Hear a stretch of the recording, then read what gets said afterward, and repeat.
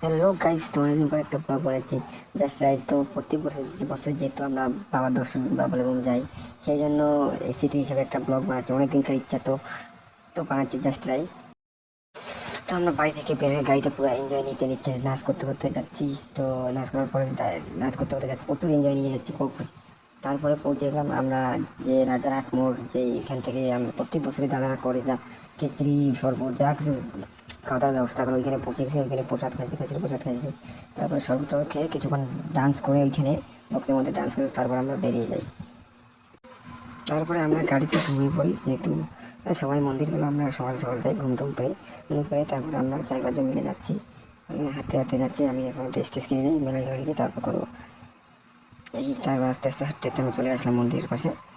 মন্দিরের পাশে এখন আসিনি, যাই হোক লাইনটা অনেক দূর থেকে আছে, সেই জন্য ভাবছিলাম যে লাইনটা অনেক দূর থেকে আছে। কিন্তু এইখানে একটা ইন্টারেস্টিং জিনিস এই জিনিসটা আমি ভিডিওতে অনেক দেখছি, কিন্তু লাইভ কালকে দেখলাম প্রথম।